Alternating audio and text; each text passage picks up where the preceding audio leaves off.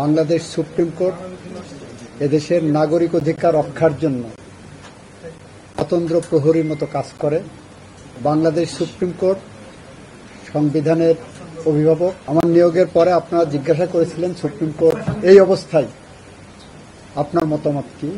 আমি দ্ব্যর্থহীনভাবে বলেছিলাম Bangladesh supreme court সংবিধানের অভিভাবক।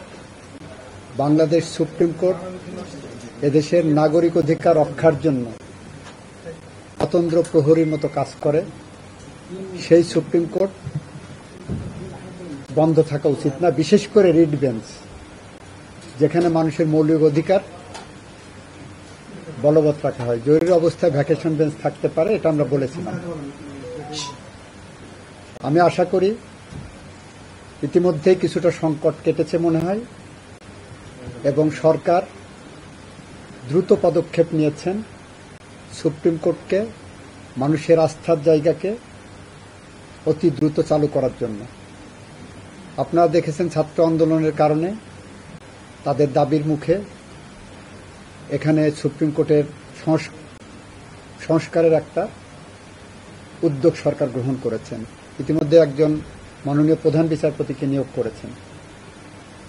আশা করি মাননীয় প্রধান বিচারপতি অতি দ্রুত বাংলাদেশের মানুষের অধিকার প্রতিষ্ঠার এই জায়গাটাকে উন্মুক্ত করে দেবেন। বাংলাদেশের দ্বিতীয় প্রজন্ম বা দ্বিতীয় মুক্তিযুদ্ধের চেতনা যেটা, সেই চেতনাটাই, মুক্তিযুদ্ধটাই হয়েছে সমস্ত অনিয়ম, অবিচার, অনাচারের বিরুদ্ধে জনগণ রুখে দাঁড়িয়েছে, জনগণ জাগ্রত হয়েছে।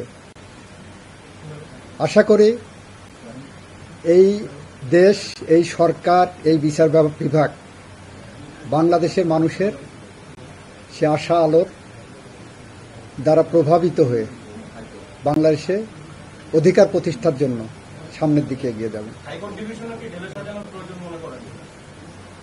অবশ্যই মনে করি, কারণ যে প্রক্রিয়ায় ছিল সেই প্রক্রিয়ায় তো, সেই কারণেই তো আজকে এই জনরোষ তৈরি হয়েছে কোর্টের উপরে।